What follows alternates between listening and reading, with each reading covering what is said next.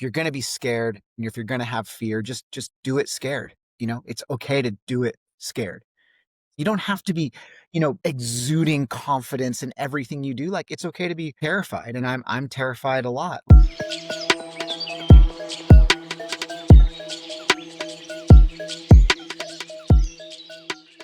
Welcome to Outside is Magic, a podcast about the intersection of creativity and the outdoors. I'm your host, Christopher San Augustine, a creative director and the founder of Broken Coastal, a studio rooted in storytelling, design, and community. This week, I'm joined by Chris Burkard. You probably know Chris for his iconic photography and his adventures into some of the wildest places on planet Earth. What I admire most about him is not the accomplishments or the accolades, but his openness and his willingness to lift others up while nurturing the next generation of creatives. Before we dive in, if you're enjoying these conversations, the best way to support the show is to subscribe, leave a comment, and share it with a friend. Okay, let's get into it. Here's my conversation with Chris Burkard. Thanks, Chris, for jumping on the podcast. I really just wanted to start off by first off thanking you for jumping on, and then also just thanking you for being just kind of so open throughout your career and willing to share your process and your origin story, and really also just kind of nurturing this next generation of talent. And yeah, I think it really makes a difference. And I think that ripple effect is going to kind of be felt for a very, very long time, probably like beyond everything we comprehend. So yeah, I just wanted to say thank you for that. And to kick things off, I was really just interested in like what excites you right now and what's making you feel energized. Dude, great question. That's a funny one to think about. And honestly, first and foremost, just appreciate those kind words. But what excites me, it varies, and it varies by the season. I've never wanted to pin myself down as like, oh, I'm a photographer, I'm a skier, I'm a this, I'm a that. I just really enjoy the seasonality of trying new things during that time. Like this winter, it was just all I wanted to do is go skiing and touring and, and get outside. And that, is what I looked forward to all year. Now it's like we're transitioning into that riding season, and all I want to do is be on two wheels and just be riding on dirt and volcanic rock. And so, yeah, I feel like what's exciting me right now is just purely sunshine and Yeah. being outside. Like, living in Iceland, it's my first time in my whole life when I've ever had seasons. Growing up in California, you don't get that. You have 70-degree temps every day, and you look at the long range forecast and it's like sun, more sun, whatever. You're waiting for rain. And here, you have real seasons. You've got, deep winter, and then you got spring, and then it emerges into kind of this like spring summer mashup. And right now we're like just getting this little taste of summer, and it really makes me more appreciative. And I think I took it for granted a lot living in California. So, as I said, I live in Iceland full time, and that's what's been getting me excited. I've been fly fishing a lot. So, Nice. my down days are usually spent fly fishing. And what's weird too is like, I almost feel a little bit of guilt because I think sometimes like I have, tried in my life and in my career to be super open and share a lot. And these last couple of years, I've just felt maybe like I've wanted to share less because because things have been so good, I'm almost clinging a little more tightly to it. Yeah. Or maybe get to a place, I've got two kids, and you get to a place with your kids where you're like, time is running out so fast. The last thing I want to do is like be online or be, you know, talking to people about my career, my life, and I just want to like savor it. So, watching them, Yeah. like every time we go out, they're experiencing something for the first time, and that is, I mean, despite having kids or whatever, it doesn't even matter. It's like a weird experience when you're giving somebody like a Led Zeppelin song, and you're like, this is the first time they've ever heard that. I would give anything for that. I would give anything to like try that flavor of ice cream for the first time, or, hear that music. And so it's cool to share that. And that's what's been getting me stoked. Yeah. I feel like trying something new is almost a cheat code and finding inspiration and potentially finding something that you never would have thought of through trying something new. Mhm. Like, when is the Yeah. last time you tried something new and you're like, damn, like it just unlocked this whole other world of things? Yeah. You know what? You know what it was? Is pottery. My wife, Nice. she was a ceramicist for a for a while. She still is, but she was like really getting into it. She had this dream of like making all of our plates and, cups and everything's out of, her handmade pieces. And I did it a couple times and I was like, I never appreciated it. I never actually went to a restaurant and picked up like a cup and I was like, wow, this is beautiful. And now having done it and knowing how hard it is and knowing how intensive it is, it opens up your palette, your artistic palette, your creative palette to be like, that's a new avenue. Not that I want to do that at all or follow it, but you appreciate it. And so that I would say in the last like 5 years, it's like ceramics, oysters, because it's like all I want to eat is oysters. And then also just like canned fish. I've been like on a canned fish bender, like good high end Nice. canned fish. I mean, I don't know why, but I just maybe it's like the age thing. Yeah, Yeah. I've been like, this is like I'm so fascinated by that. I could see in a different life pursuing that as like a hobby or a career or a job or something. Yeah. Yeah. I imagine with ceramics and pottery, it's almost like meditation and it forces you to slow down and think about things. Do you have a hard time slowing down? What do you think? I definitely I definitely have a hard time slowing down. You pulled my card. That's the truth. Yeah.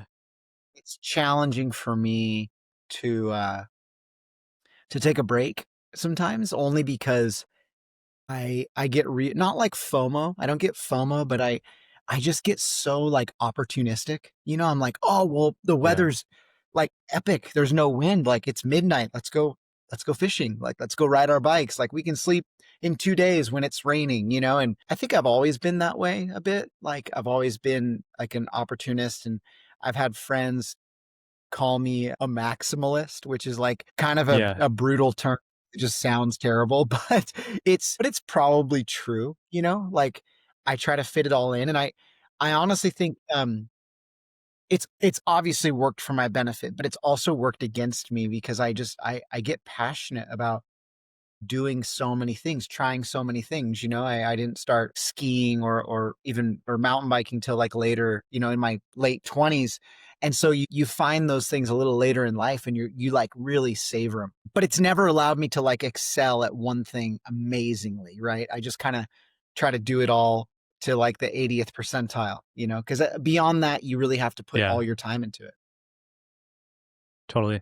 I imagine your family plays a big part in helping you slow down though. Totally. Yeah. Hopefully. It Yeah. forces it, it forces it in a Yeah. good way, and you, take in the small things, and I think that, you know, when you're as we were talking about before, trying new things, right? You're taking things in for yourself and depending on the context, like if the first time that I don't know, went to Mexico, for example, was for work or with a camera, or the first time I went to the Middle East was with a camera, the first time I, you know, experience this food or that food or these sounds was through work.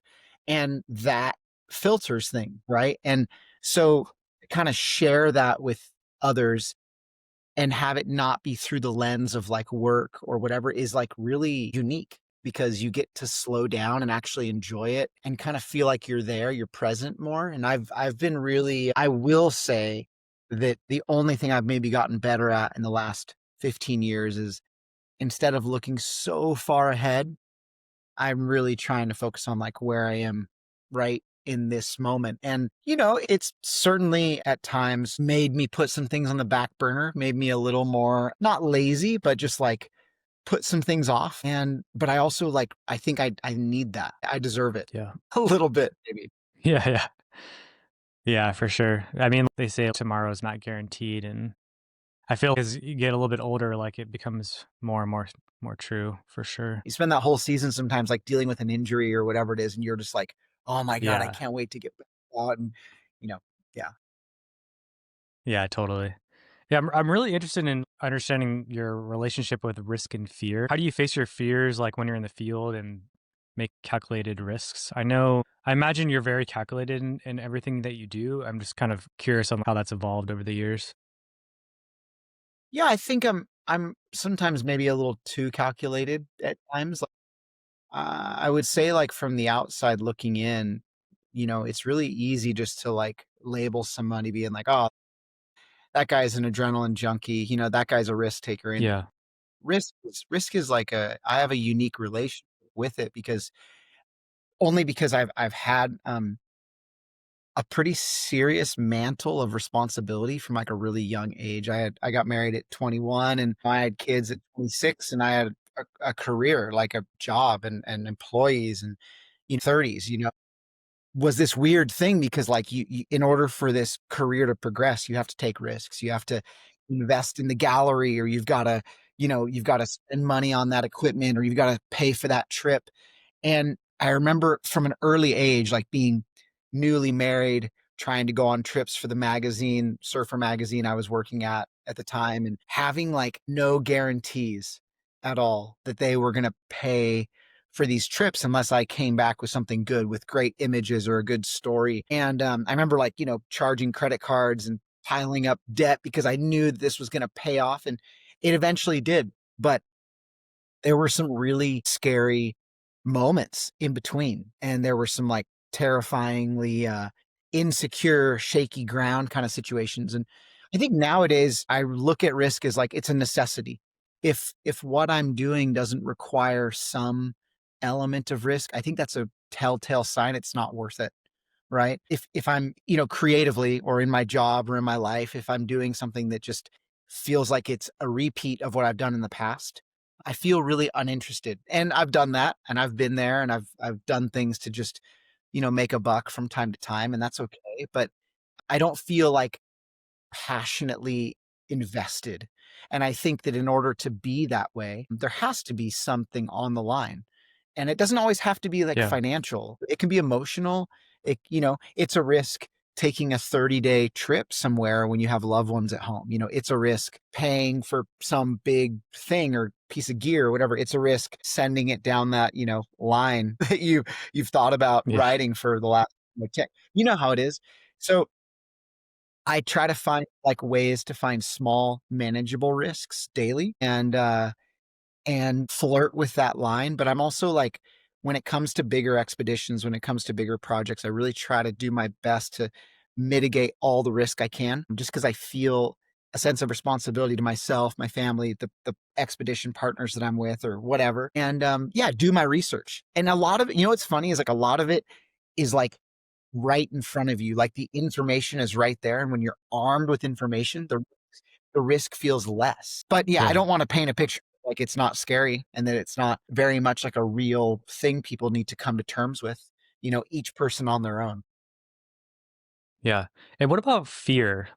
Have you ever been on an expedition or a trip where you're really having to face a fear, and not maybe because of danger, but maybe it's like internal of just like how you're going to summit this mountain or how you're going to cross this country in time? How do you face those fears and push through them? Yeah, I it's interesting because a lot of times the fears that I find that I have are mostly illogical. Like, they're not illogical, but they are improbable, like, being afraid of a great white shark or being afraid of or, being eaten by an orca or something like that, and I think, like, Yeah. I feel like there's different levels of fear. Fear is a unique thing because it can be crippling to creativity. In fact, it's like a vacuum. It sucks out any element of joy or creativity or passion because when you're feeling fear, you're not operating in a way that is conducive with like putting out your best artwork or putting out your best effort or whatever. And I read something the other day that really struck me and I loved it and I just want to repeat it. And I don't know who said it, but they just said, if you're going to be scared and if you're going to have fear, just do it scared. It's okay to do it Yeah. scared. It's okay to like I like so that. it's okay to yeah, it's okay to still you don't have to be, exuding confidence in everything you do. Like it's okay to be fucking terrified, and I'm terrified a lot. Like every day I have a Yeah. little moment of fear. Am I coming around this corner too fast? Like I'm about to hit the brakes and fly into a tree or whatever, like um or like, oh, that turn was a little scary, uh, I think I think it's interesting to me where as I look back, like most of the times when I've gotten the most whatever, injured or something's gone wrong, it was never when I was, like, really focused on what I was doing. It was usually the times when I kinda just was casual, about it. "Oh, I've done this 100 Yeah. times," whatever, something like that. So it's almost this weird thing where, like, whenever I'm, like, really locked in, like, usually it kinda goes to plan or I'm aware of what's coming. And I guess what I've really tried to work on is self-talk, like talking myself through something. Like if I'm feeling this illogical fear about, I don't know, be eaten by a mermaid or something like that, like I try to really talk myself through it because I think that that's a really important thing to be able to navigate is like self communication and self talk. Because a lot of times that fear, when it rises, you're out in the middle of nowhere, you're in the backcountry somewhere, or you're pursuing some big creative endeavor, and there's kind of like that delayed, delayed fear. And then there's like that immediate, right? Like something's happening right now. And I guess what I'm just getting at is they're important. It's an important part of the process. Fear to me, it educates me on what I need to work on, think about, and the root of it, the wherever that's coming from, that's like probably the most informational thing I could spend my time thinking about. What is coming up that's making me feel that way? What is it in my career, my childhood, like what illogical thing? And I wanna form a relationship with it, not be scared of it. I don't know if that makes Yeah, thank sense. you for answering that.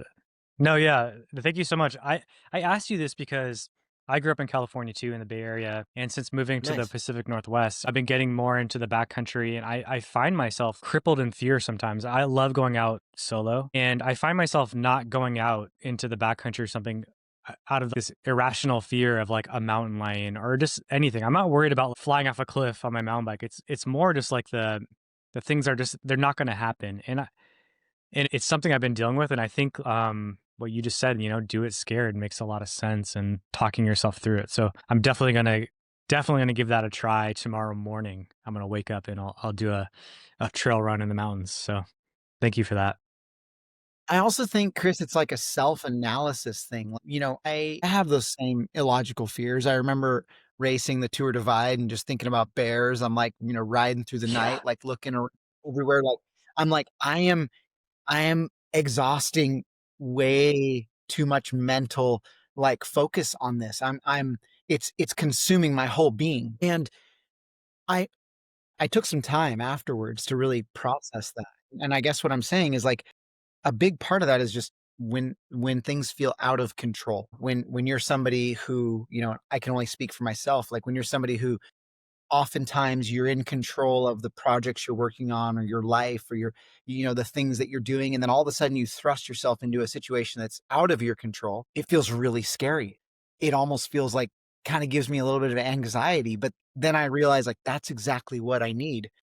I need to be in situations where I am not the one, you know, holding the steering wheel. I am actually subjecting myself to something bigger than myself. And that's, for Yeah. what it's worth, it's the healing for me. Yeah. Yeah. That's really powerful. Looking back on all the stories you've shared and the people you've met, is there a lesson you learned that really sticks out with you today that like you kind of carry with you always? Absolutely. I remember sitting around the kitchen table at my house with my parents, my mom and my stepdad, like 20 years ago, before I went to the Middle East for the first work trip, the first time I ever got on a plane. And just, like, them instilling in me their concern, their fear, etcetera, etcetera, and all I learned from that trip was that people were so much more kind, and the world was such a gentler place than I thought or that I was brought up to believe, and obviously, I grew up in a, pretty amazing home, blue collar home, and I love my parents, but it's a different mindset a little bit. I think that, I learned that the world has been so far, such a beautiful place, and people are willing to help you, and people are willing to go out of their way to support you, and I just felt really shocked, like this was something outside of what I expected or outside of what I had been told or outside of maybe what the 6 o'clock news was telling me or the newspaper or the dinner table conversations, and I've really tried to carry that with me that, like, if you let it, the world will show you kindness. And I was offered that by many people, many strangers, more stories than I can count where someone went out of their way to help me when I was in need. And I want to be that type of person. Yeah. I love that. You've collaborated with so many people over the years. At what point did you realize that, like, it was more than you and, like, Mm. it was about, like, lifting other people up and bringing other people into your world? I'll say that in the beginning, it's kind of more of that occurred more out of me being forced to. I remember, um, I was working with Chronicle Books making my first book. It was called The California Surf Project. It was this rad trip of, the California coast, shooting surfing and documenting every coastal county in California. And, when we submitted the work to Chronicle and we were working on this project, I remember having, like, such rigid ideas of how this would look and what it would be, and I remember, like, somebody kindly telling me, like, "Hey, we're the professionals here. We know what we're doing when it comes to publishing. Like, trust us. Trust us on the cover. Trust us on the text. Trust us on this." And I did. It was to my benefit. It was incredible. The book was really successful. And I feel like I've tried to carry that with me. Like, anytime I have an opportunity to collaborate is a good one and something important. And what's interesting is, like, there's this phrase that I really like, which is like, faster alone, further together. And I feel like that's something that I've taken from ultra racing that I've really tried to apply to my life because it's the truth. Like, when you get to collaborate, you're leaning into somebody else's experience.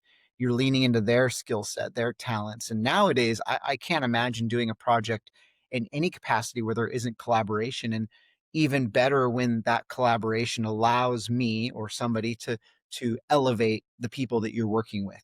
And vice versa. Like, I'm elevated by their creativity and vice versa. I remember, speaking of that, Jeff Canham, he's an art director and a beautiful artist out of San Francisco. He used to be the art director at Surfer Magazine years and years ago. And when we worked on that book, he came on to freelance art direct the book, and he just brought so much creativity to it and such a beautiful look. And it was something that kind of, like, blew my mind. Like, I thought that I had a vision for something, and I realized that, like, yes, that would have worked and it would have been good, but his what he brought to the table was so much more. And so I learned at an early age that strength is in numbers, and almost looking for and finding collaborators on projects is truly the best thing. That's like the bread and butter, right, of how you make something really thrive. And even working with journalists or writers when I was shooting still images, or photographs for magazines, the projects would always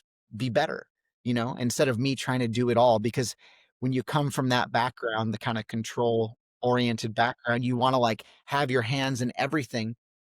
And it's super important to learn how to take your hands out and kind of let somebody else Yeah. put their DNA into it. And, there are times where maybe something hasn't turned out as good as I would hope, but it was also a beautiful learning opportunity for that person, and it made them better. And then the next time around, it was a better collaboration, if that makes any sense too. Like, there has to be room for Yeah, growth. totally.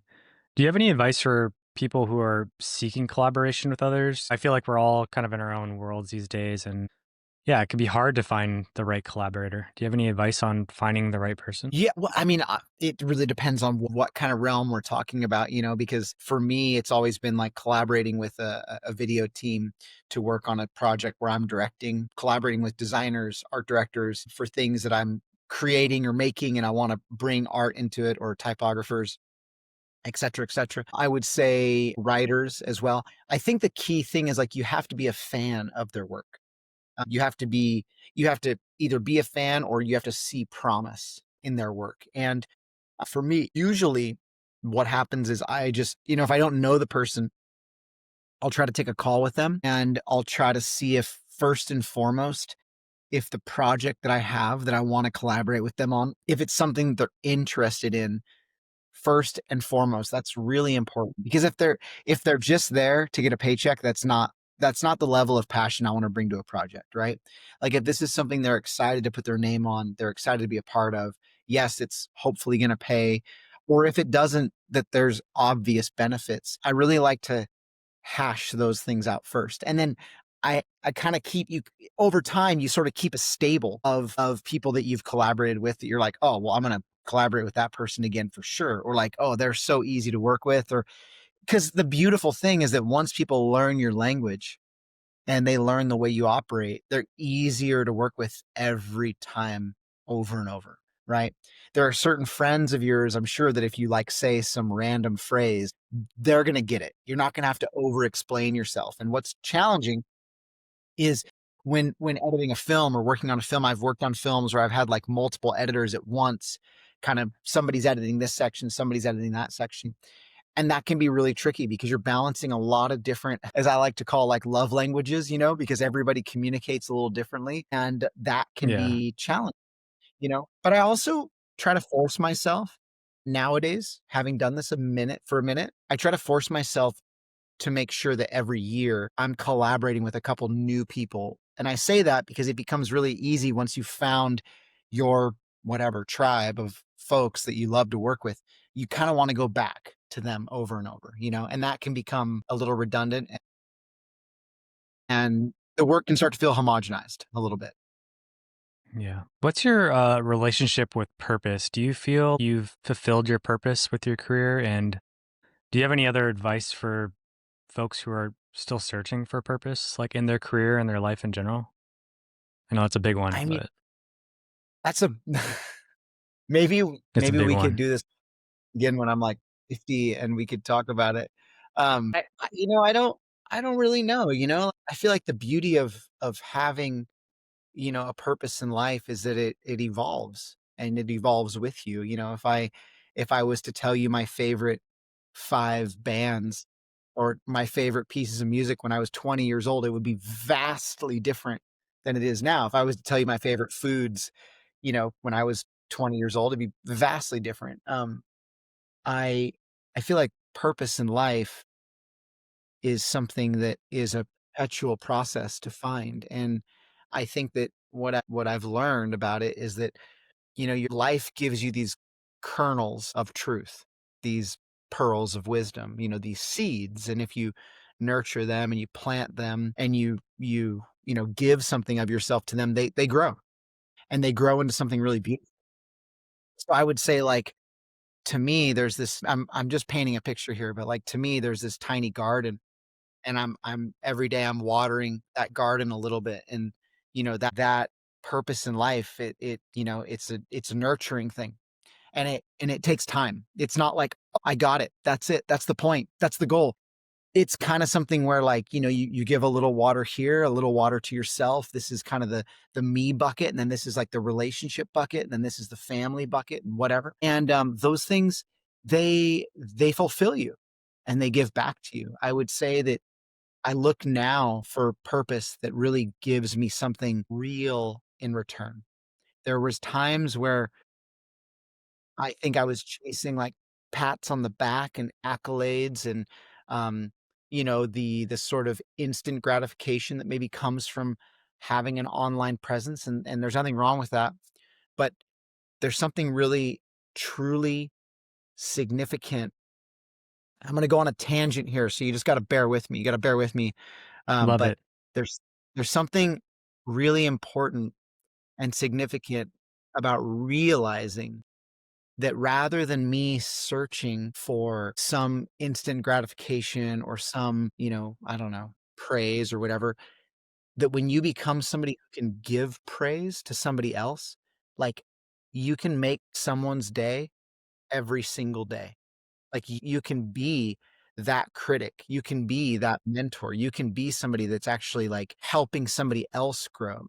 It's not about, stopping growth for yourself, but to me, I'm like that is the goal. That should be the goal. You get to a place where what you say matters and it could actually make a difference in someone's life and you wield that power to actually hopefully help other people. And I would say that if I could summarize like what life's purpose is, it's offering that. to people that I care about or people that I don't know that I feel are in need or are deserving of that. And yeah, and life is a trip. It's wild. There's not really to sum it up. If I put everything down on paper, it's a pretty impressive resume, but it's never something that I've ever looked at like that. I don't think about, I'm the type of person that like all the best images I've ever shot in my whole life, I've never stopped and looked at the back of the camera screen and been like, "Oh my God, that's the one." Like it took somebody else telling me that for me to realize it, if that makes any sense at all. And I've been trying to be more aware of why. Like, why is that? Why can't I just celebrate that moment? Because I'm usually so focused on the next thing. So I'm trying to be more present. And that's kind of right now what life's purpose is looking like a bit. Sorry, I know that's a long Thanks for winded. sharing that. Yeah, no, I loved it. Yeah, I think the concept that our purpose changes and is always evolving is really powerful. Do you still create for yourself? Whoa, man, do I still create for myself? When I think about what that means, I love that you said the word create and not like, do you just take pictures sometimes for fun? Because that's what normally people ask. If I'm being honest, I don't really even consider myself a photographer these days. Like I like taking pictures. It's it's part of my job, but my job has evolved so much that that's like one small portion of the pie. So I create every day, something, whether it's writing down some words or something that inspired me or taking a picture with my phone usually, or if I happen to have a film camera or my real camera with me. Yeah. Whether it's like, like yesterday, I taught my son how to backflip, and, like we, What? we went, yeah, it was It's rad. Like awesome. it's his 13th birthday. And I'm like, is that creating something? I mean, it was a memory, like, Definitely. it that immediately drew us closer because you're talking him through something, there's trust involved, there's fear, there's all these elements of a core memory, they're all just, like, bubbling, and I'm like, "Is that creating something?" I mean, I would say yes, like, and maybe that doesn't have the sexiness of, creating an awesome image that you can sell and, build your career, but, like, for me personally, that's, like, I would trade anything else I've done this year so far for that moment. So I would say, yeah, Yeah. every Your day. son's yeah. Your son will remember that for the rest of his life. Like hands down, he'll Totally. remember that moment he did his first backflip. He's gonna remember it for at least a week because his back is really sore from landing on it for sure. Oh no. Yeah.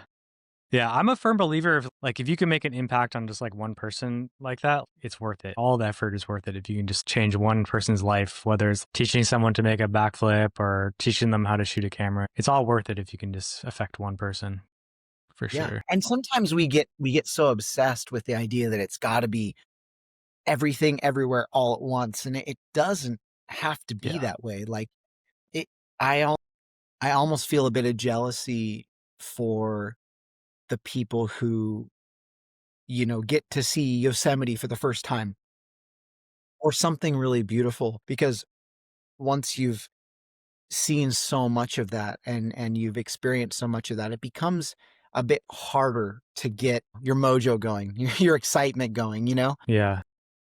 As we said before, it's like the cheat code is experiencing it through other people. But yeah, like, when there's an epic sunset, there was a time when I'd be like, we're gonna, shoot all night and, drive to the ends of the earth and whatever. And now I'm like, oh, like I'll just take this in with my family or whatever. So yeah, it changes, evolves. Yeah. Do you still have a story that you still want to tell? Absolutely. There's multiple. In fact, I'm working on a couple projects right now and two or three, and I have like kind of two or three on the back burner. There was a story about a friend of mine. We did a bike trip together and it was during COVID and he basically got after the expedition, it was awesome, amazing, like life-changing experience, highest of highs.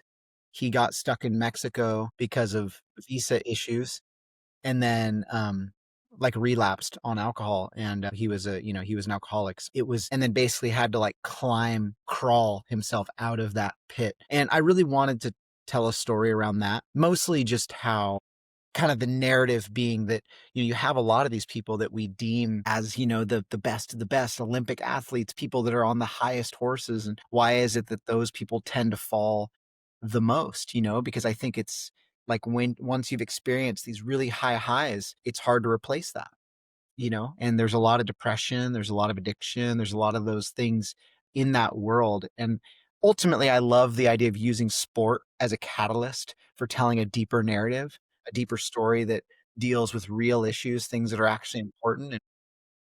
And and that story will someday be told. I just need to find the time and the money and the all the things. But it's also tough because, I could just keep making, surf films or, bike films or whatever for however long, and people would be entertained, but I don't know that that's feeding my soul, So I definitely there are a lot of stories I would love to tell, and usually the crux is twofold. It's finding the budget to do it well, because a good film costs some money. And a good film is not always one that's gonna be sold for to a network or, like, make its money back, Something that's gonna change people's lives is not always something that's meant for it's not always a money-making endeavor, I guess you could say. So, you gotta find the right partners who are willing to invest in that, knowing that. Yeah. Yeah, for sure. Do you have any moments in mind where you feel you did change someone's life? Absolutely. I mean, it's never something where I'm like, there in the moment, like, "Did I change your life?" Yeah. But Yeah, I've I been bet. you know, I've been on the receiving end of I've been on the receiving end of a handful of, really beautifully written emails and phone calls from folks who and just in person, interactions where people told me, like, "For what it's worth, the choices that you made in your life or the way that you've chosen to live or the things that you've shared put me on this path. And for better or worse, it changed my life." Because 'Cause I'm not always gonna say that, like, you know, everybody's life changes for the better. It's not always how it works, Sometimes life changes and it's just a lesson. But it's been really beautiful to see that by living authentically, it's had an effect on some people, and by sharing what I know to be, like, my greatest truths has actually really benefited people, and sometimes it's through stories. I would say that film has been a really, beautiful tool.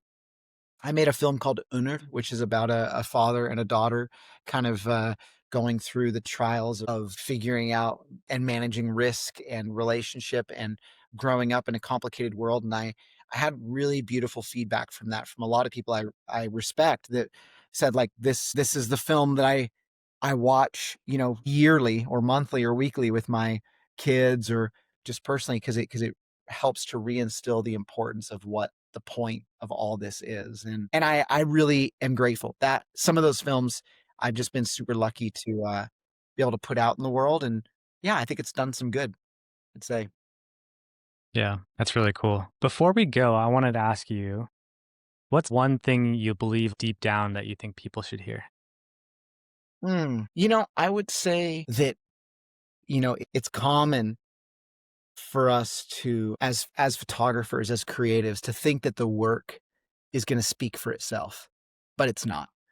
You're the person that was out there that felt the rain, hitting the back of your neck and the cold on your fingertips and the crunch of the snow under your feet and all these visceral anecdotal details that just made the experience of taking the picture, creating the art, writing the line, whatever, so beautiful, so personal. And sometimes when we just, put an image out in the world or we submit a video piece or whatever it is, and we fail to kind of articulate what it meant to us, it kind of takes away the emotion of it. It strips out any human component of it, right? And the worst thing we can do is just go online and be like, "The mountains are calling and I must go." Like, just taking somebody else's words and attaching it sloppily to something that you created.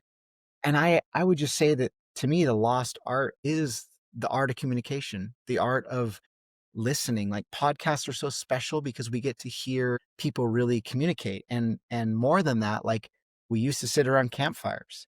We used to sit and chat. Like we used to have a way with words that was connecting us emotionally. And I think that I really find myself resonating deeply with artists who give a piece of themselves, who share a bit of what it meant to be there. And that's the work that means something to me. And I think that we can't describe to people, we can't expect the images to describe to people what they can already see.